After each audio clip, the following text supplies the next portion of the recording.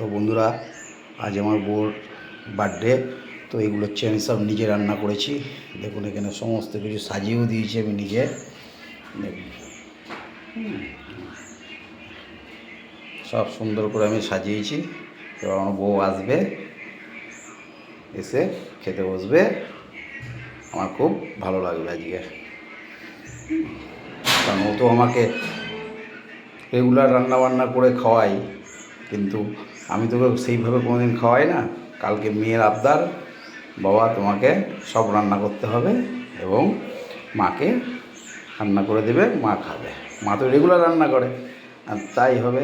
আজকে আমি সবই রান্না করেছি দেখুন, তার সাথে কাজও করেছি, দোকানের কাজ করেছি, বাজারে কমপ্লিট করেছি, সমস্ত কিছু করে আমি এটা রেডি করেছি। তো এখন শুধু আমার বউ আসবে, এসে খেতে বসবে। তো বন্ধুরা, এই যে আমার বউ চলে এসেছে। তো বউর জন্য সব রেডি করেছি, আজকে ওর বার্থডে। তো আমি সব নিজে হাতেই রান্না করেছি। এবার ও খাওয়া শুরু করবে। আর আমার তরফ থেকে একটা ছোট্ট গিফট। হ্যাপি বার্থডে, খেয়ে নাও।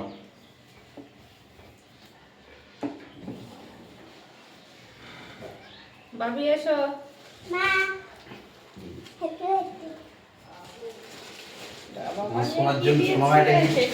ঠিক আছে, গিফটটা পরে খুলবো।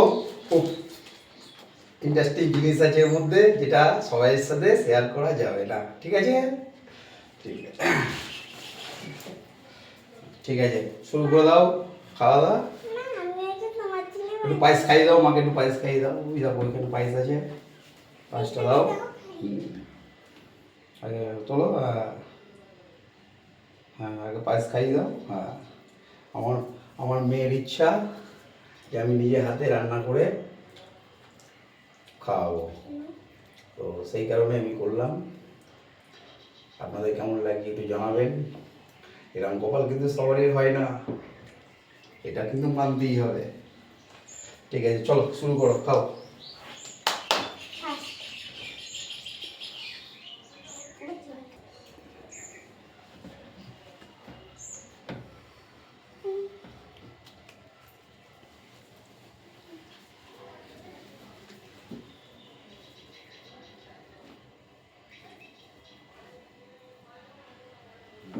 এবার তুমি খেয়ে নাও।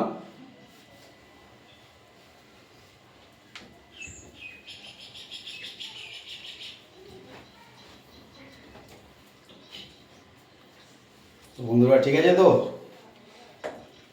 কমেন্ট করে জানাবেন অবশ্যই।